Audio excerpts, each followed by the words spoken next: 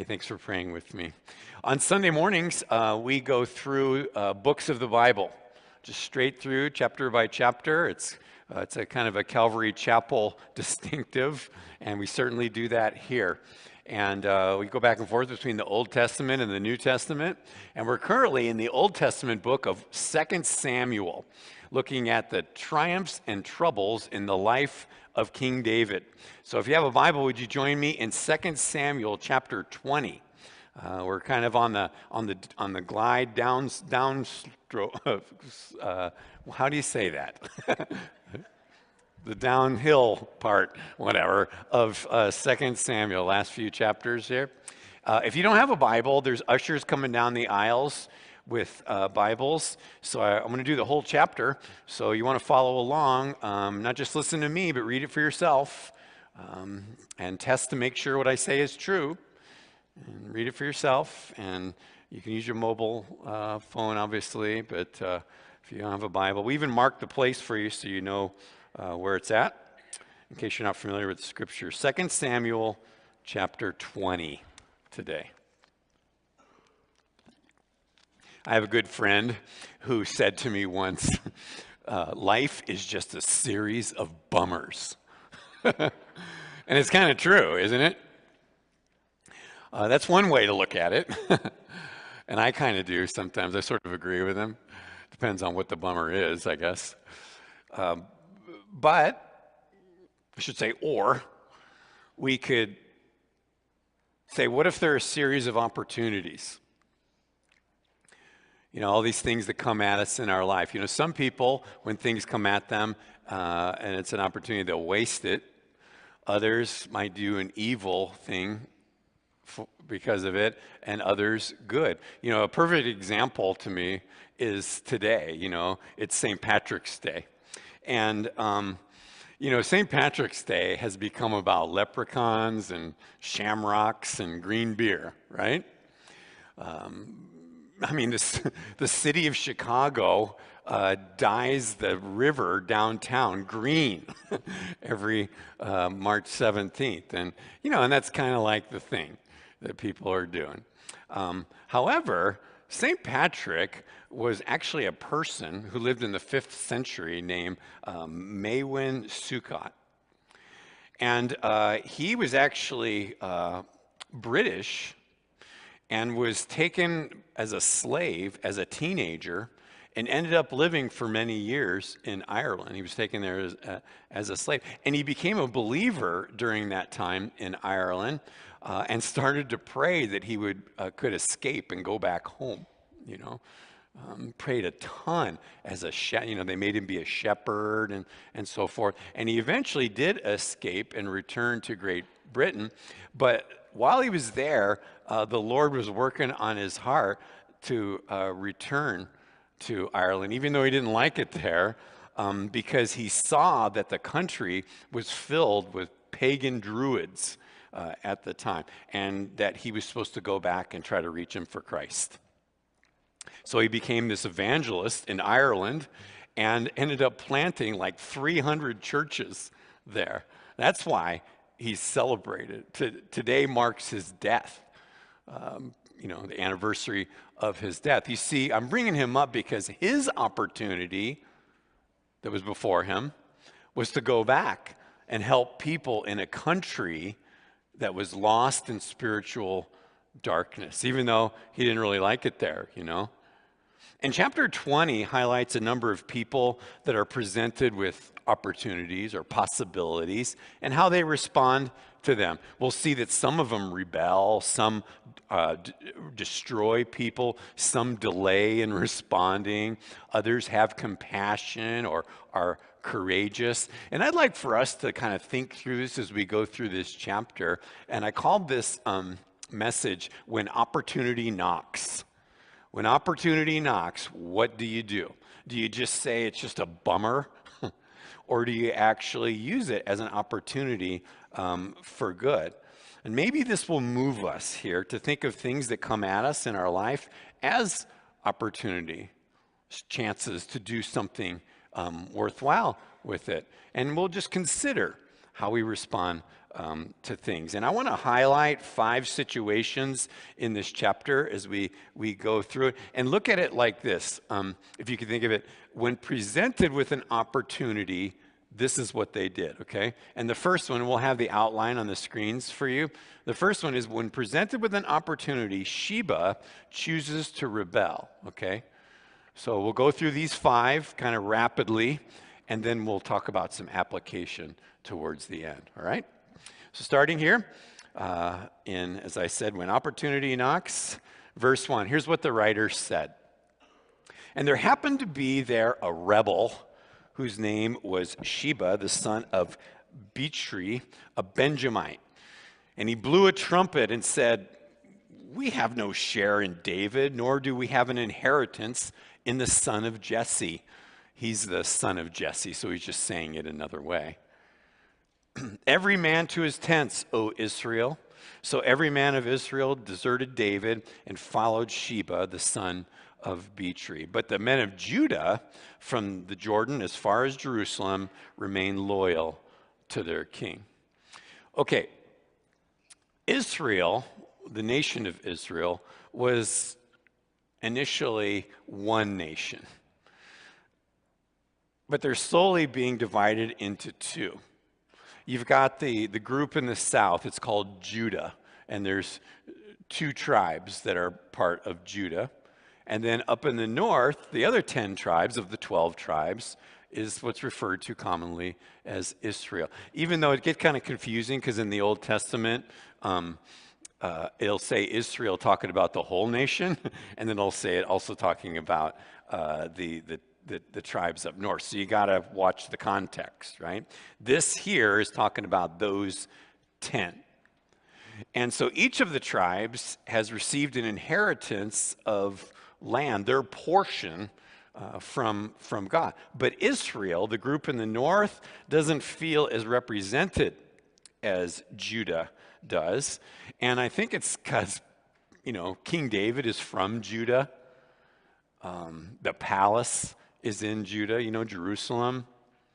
And it didn't help any that in chapter 19, Judah was not very welcoming to Israel. Now, all that said, King David is for Israel. He's for Judah and Israel, and so is the Lord. But they don't see it that way.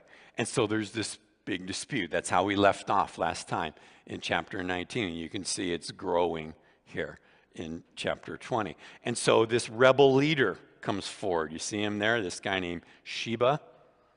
It says he just happened to be there. Yeah, what are the odds that a rebel leader will be there when there's division? There seems to always be one, right? If you have a study Bible, that word rebel there probably says next to it a man of Belial. It's like a man of Satan. So you get an idea what this guy's all about, right? He says, David isn't my king. He doesn't care about us. And so that's why he said, we have no share in David. Everyone to his tents. G. Campbell Morgan, in his commentary on this, he said, that is Sheba's campaign slogan. We have no share in him. Everybody to his tents, prepare for battle and that kind of thing. And he's kind of like a lot of people today. Who's Jesus to us? He's not my Lord. I'm going to do what I want, Even oppose God and Christianity.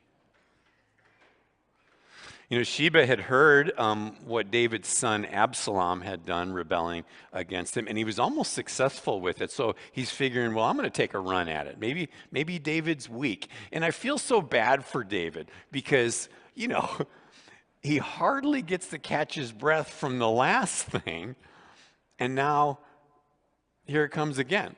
It's just Adam and Adam and Adam because he's the king of Israel. So Sheba, he blows the trumpet, and it's like a signal to gather all the people together to go against David. He sees this conflict that's brewing as an opportunity for himself.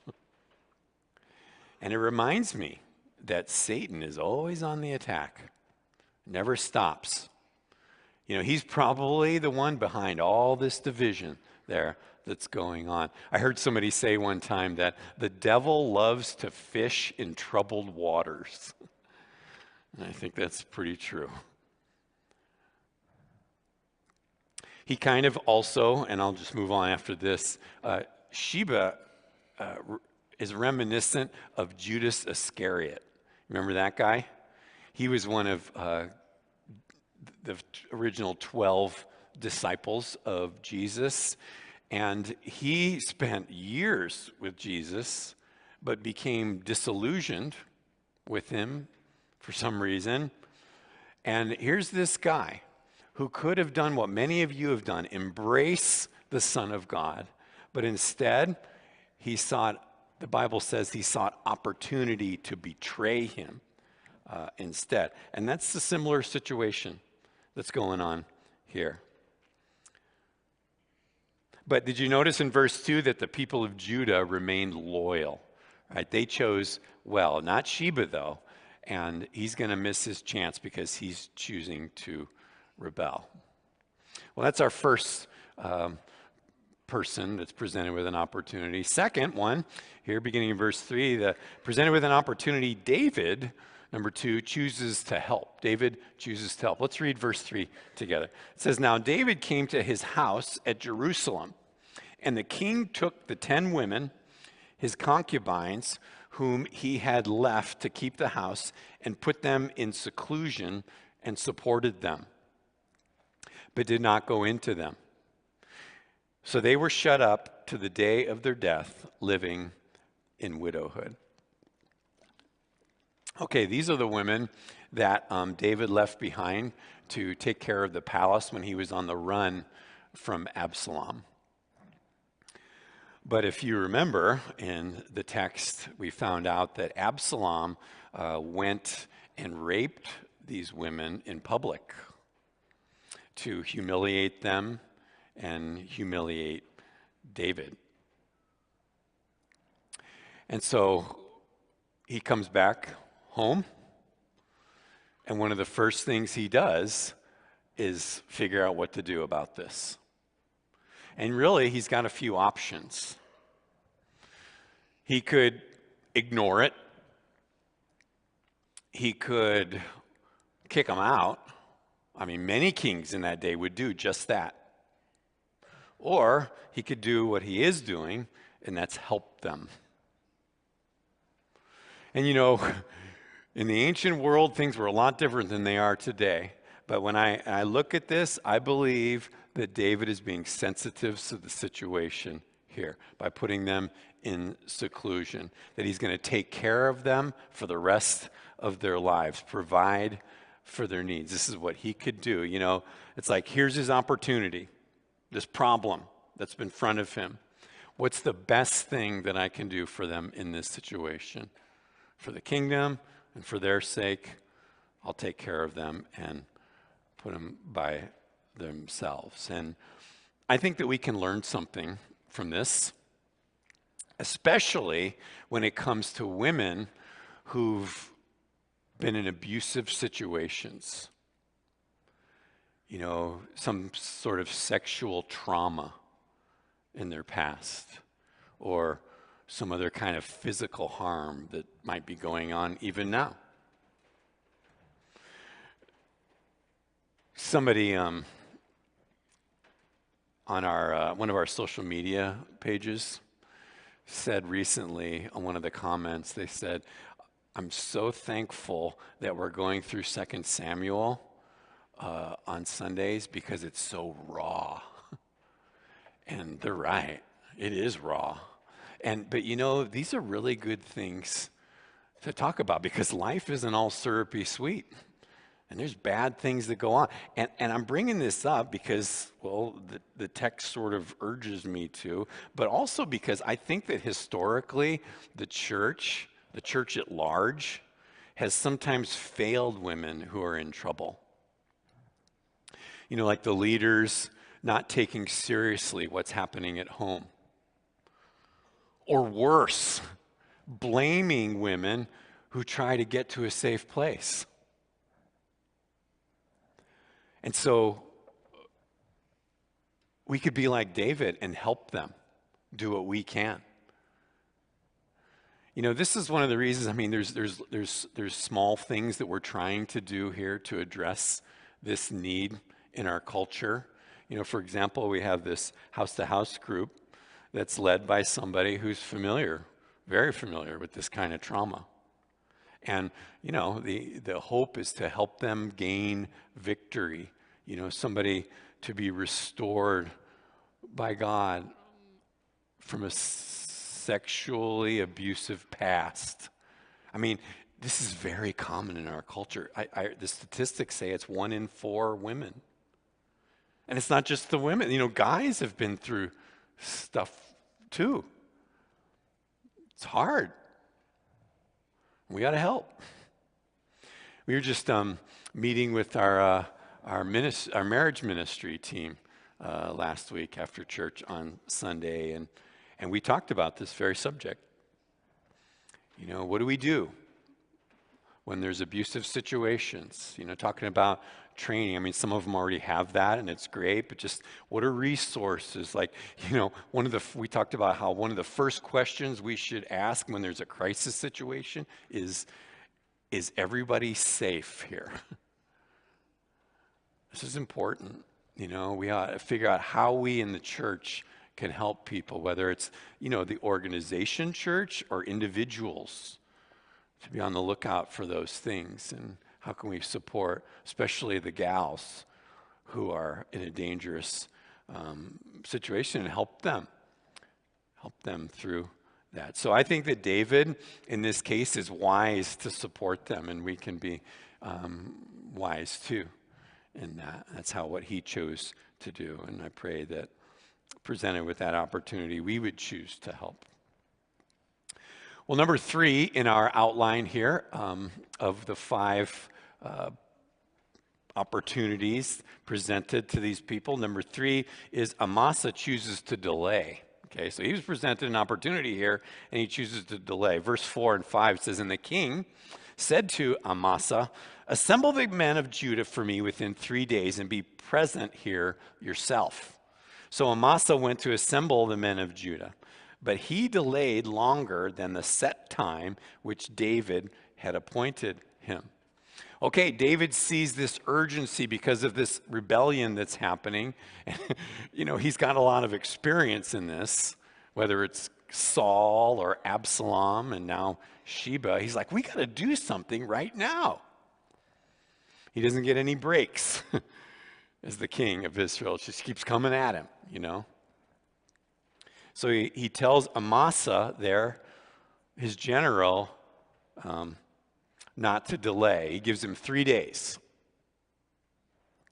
Now, Amasa is the general that David had appointed to lead his army in chapter 19 to replace Joab. David was angry with Joab because Joab killed his son Absalom when David told him not to harm Absalom, but he killed him anyway. And so David replaced him as punishment with Amasa. Amasa used to be Absalom's general of the Israeli army. And so part of this is political too. David's trying to gain support from everybody, and so he uses Amasa to try to do that. So Amasa gets the orders from the king, but for some reason we're told there that he delays. And we don't know why. It could be because he has no influence over Judah. Remember, he was the general from Israel. Or he could just be one of those guys who has no initiative. You ever met one of those in your life? Maybe you're one of those guys. Some guys just have no initiative. Could be that. Or it's too difficult. Lots of reasons. Whatever the problem, he wasn't up to the job. And we're going to see here pretty soon that it costs him big time. So he had an opportunity, and he chose to delay. We'll come back to that later on. Number 4 in our outline, presented with an opportunity, Joab chooses to get rid of the opposition. So let's see what happens here. Verse 6. And David said to Abishai, Now Sheba, the son of Bichri, will do us more harm than Absalom. Take your Lord's servants and pursue him, lest he find for himself fortified cities and escape us."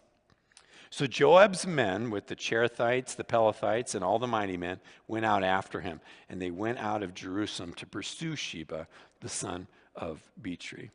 Okay, because Amasa delayed, David turned to Abishai, a guy he could count on. He's like, "I need you to take care of this right now." But Joab is going to weasel his way in here and use this as his opportunity to take control. Again, let's read on. Verse 8. It says, "When they were at the large stone, which is at Gibeon, Amasa came before them. Now Joab was dressed in battle armor. On it was a belt with a sword fastened in its sheath at its hips. And as he was going forward, it fell out. Then Joab said to Amasa, 'Are you in health, my brother?' And Joab took Amasa by the beard with his right hand to kiss him. But Amasa did not notice the sword that was in Joab's other hand. And he struck him with it in the stomach, and his entrails poured out on the ground. And he did not strike him again. Thus he died. Then Joab and Abishai, his brother, pursued Sheba, the son of Bichri." Okay, in that day they had this custom of, grabbing a guy's beard and kissing him on the cheek, Aren't you bearded guys glad we don't do that one anymore? That'd be kind of weird. So Joab's sword falls out. Some of the theologians said that he did it on purpose. I think Josephus, the historian, said that too. That he's like, whoops, to use it as an opportunity for himself. So he goes to get the sword with his left hand, grabs the guy's beard with his right, pretends he's going to kiss him, and just, whoo, sticks him in the stomach. Somebody said this is a reason not to grow facial hair. That's what I'm going with there. Just keep that from happening. All kidding aside, isn't Joab a really vicious person? I mean, if you've been following along with us, just in 2 Samuel, this is his third murder. First it was Abner, remember, one of the generals. Then it was Absalom, and now it's Amasa. If your name began with the letter A, you better watch out around Joab. If your name's Arthur, you better hide out in a cave or something. He's got a real skewed way of thinking, like doing what he thinks is right. It's weird. I think he knows that David doesn't want him in that role, but he's systematically getting rid of all the competition so he could be in charge again, and wipe out everybody else. So he chooses to get rid of them with his opportunity. Well, there's one more opportunity presented here in our chapter. Number 5 is a brave woman chooses peace. Okay. Number 5, a brave woman chooses peace. So we'll spend the rest of our time in this last section. It says in verse 11, "Meanwhile, one of Joab's men stood near Amasa and said, 'Whoever favors Joab and whoever is for David, follow Joab.' But Amasa wallowed in his blood in the middle of the highway. And when the man saw that all the people stood still, he moved Amasa from the highway to the field and threw a garment over him. When he saw that everyone who came upon him halted. When he was removed from the highway, all the people went on after Joab to pursue Sheba, the son of Bichri." Okay, so everybody thought that David chose Amasa to lead the army, and he did. But now he's dead, right?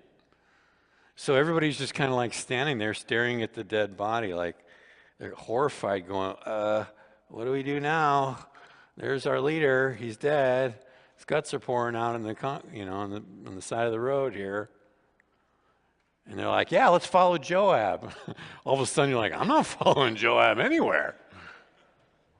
But they do. Verse 14, it says, and they went through all the tribes of Israel to Abel and Beth Maachah and all the Berites. So they were gathered together and also went after Sheba. Then they came and besieged him in Abel of Beth Maachah. And they cast up a siege mound against the city, and it stood by the rampart. And all the people who were with Joab battered the wall to throw it down. Okay, so all that drama is going on with Amasa, and in the meantime, Sheba is running for it. And he's up in the northern part of Israel now, and he hides out in this city called Abel.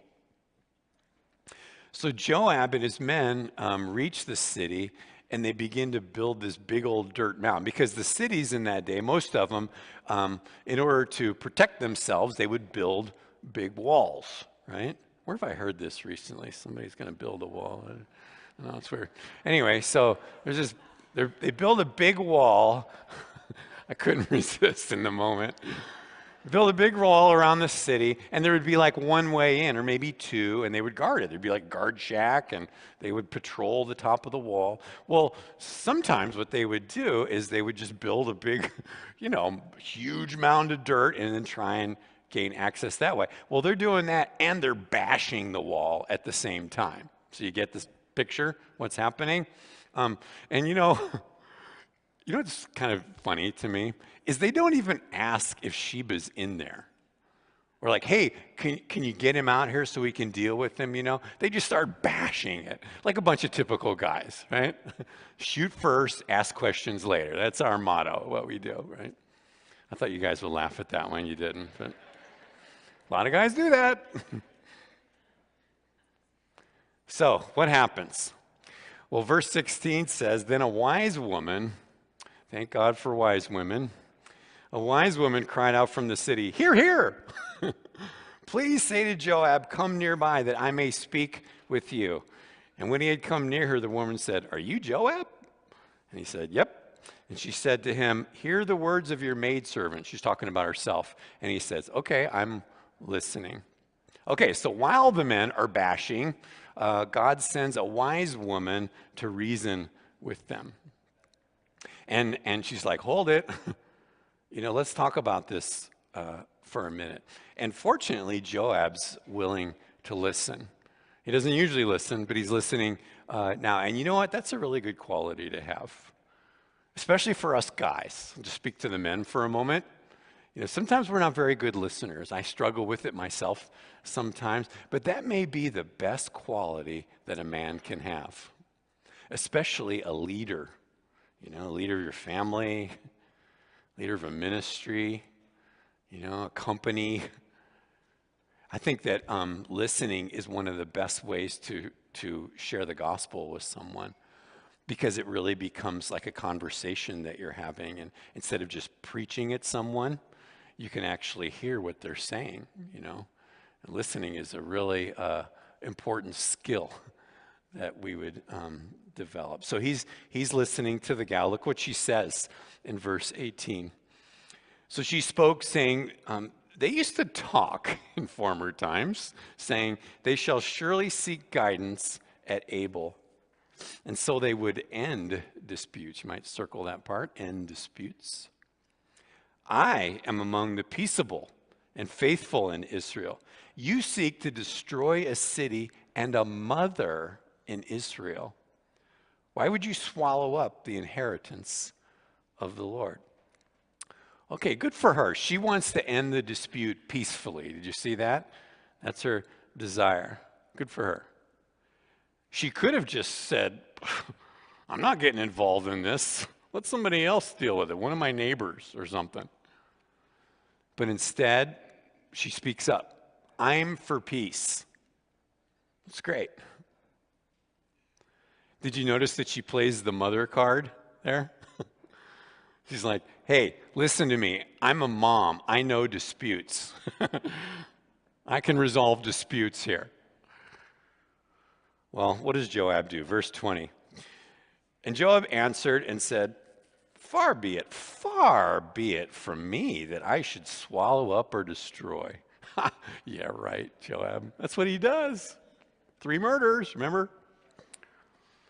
That is not so. But a man from the mountains of Ephraim, Sheba, the son of Bichri by name, has raised his hand against the king, against David. Deliver him only, and I will depart from the city. So the woman said to Joab, watch, his head will be thrown to you over the wall. Wait, what? Is that in the Bible? Who is this lady? That is one tough mama right there, isn't she? Where'd she get this idea from? Do they commonly do that there? I picture people in her neighborhood are like, hey, whatever you do, don't make the lady mad at you on the end of the street. Peace my foot. She says, you want the guy? One head coming up. I'll throw it over the wall like a football. Wow. Okay, so verse 22 says, then the woman in her wisdom went to all the people, and they cut off the head of Sheba, the son of Bichri, and threw it out to Joab. Then he blew a trumpet, and they withdrew from the city, every man to his tent. So Joab returned to the king at Jerusalem. Can you imagine the conversation that she had with those people there? It's like, look, guys. So Joab and all his bros have a big problem with this guy Sheba. So I told him we would cut off his head and chuck it over the wall. You with me? And they do it. Wow. And poor Sheba, imagine that, right? Like he thought he would be safe there. I'm going to go to Abel. It's a wise city.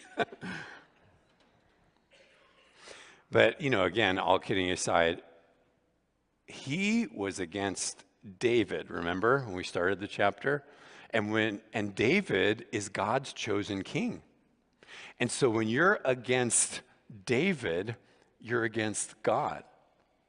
Just like, someone today might say, well, I believe in God, but I reject Jesus Christ. Well, when you reject Jesus Christ, Jesus said that you reject God too, right? You're against him.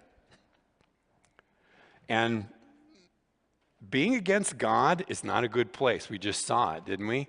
Like, there's no wall high enough to protect you if you're against God. And that's kind of my takeaway from this little section here with Sheba. But how about the lady?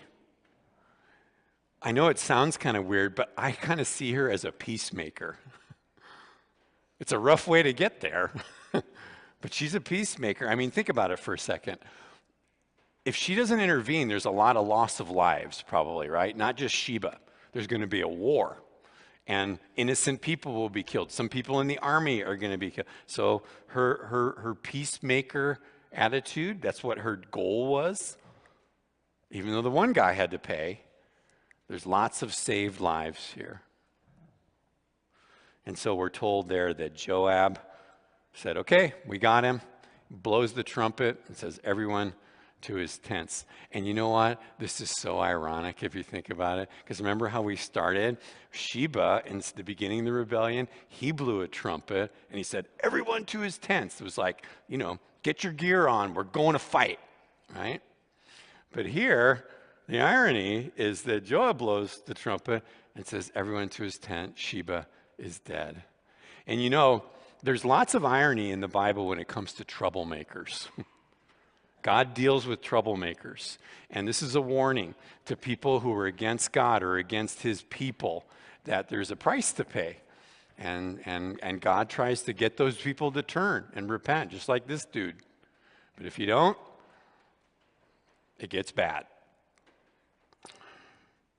Well, let's finish up here in verses 23 through 26. It says, and Joab was over all the army of Israel. Benaiah, the son of Jehoiada, was over the Cherethites and the Pelethites. Adoram was in charge of revenue. Jehoshaphat, the son of Ahilud, was recorder.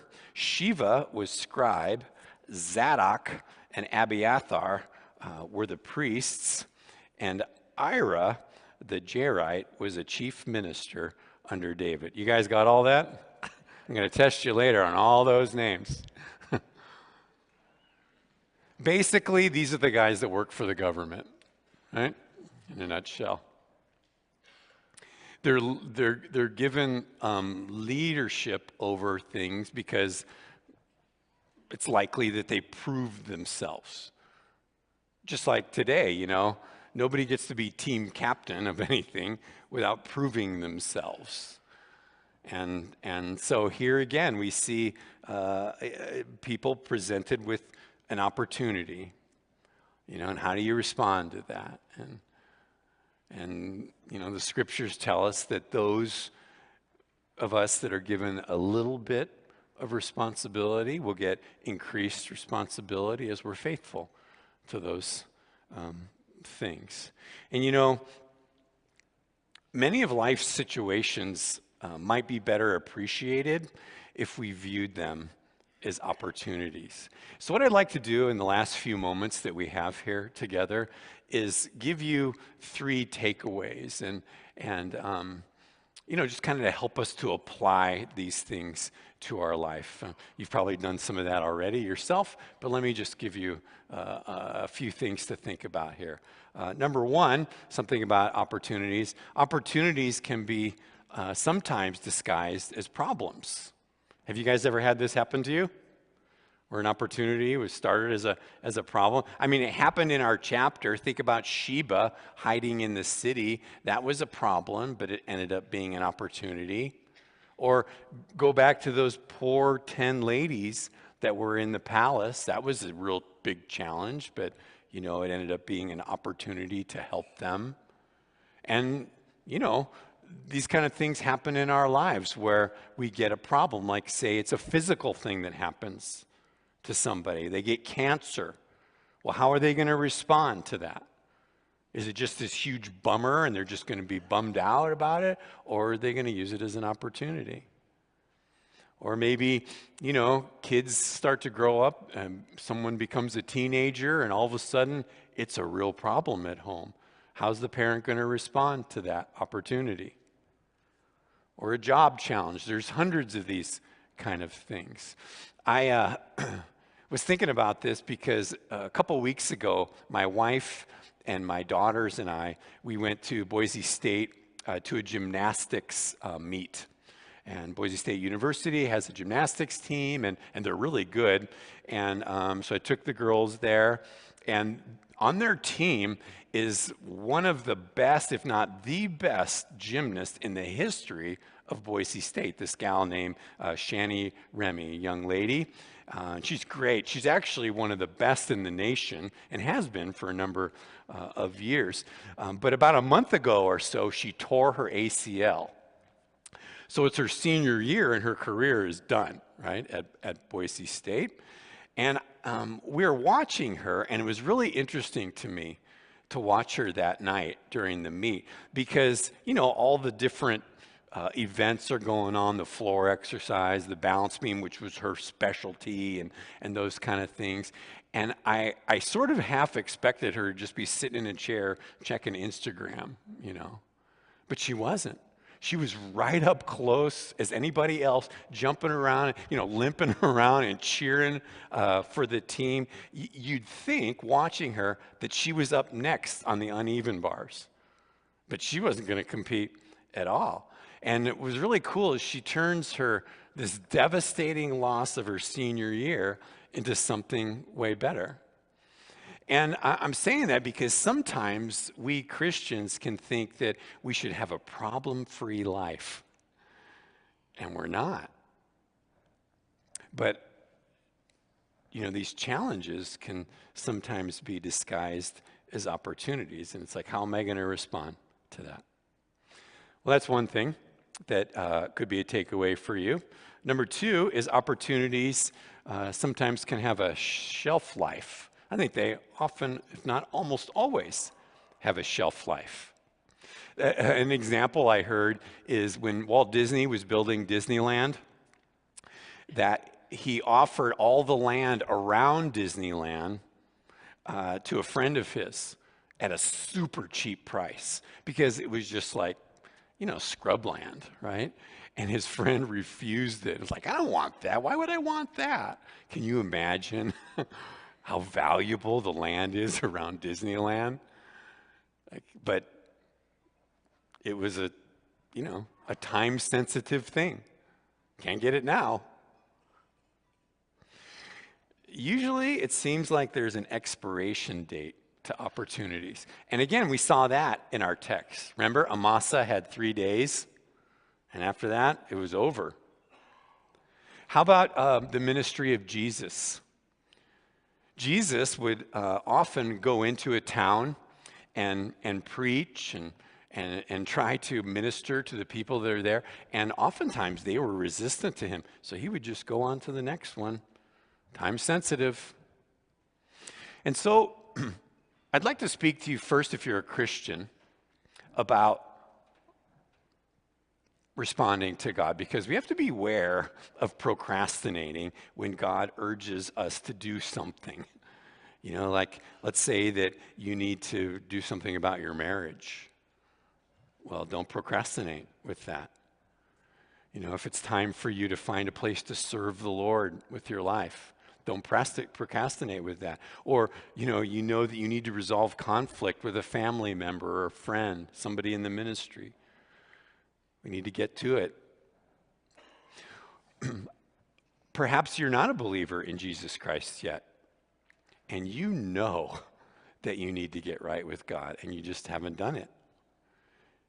I worry for the people who hear the gospel over and over again, the saving grace of Jesus, and just keep leaving the same way that when they came in. What a lost opportunity. Like, that is the lost opportunity. Don't let that be you. It's a simple matter of putting your trust in Jesus Christ. That too is a time-sensitive offer.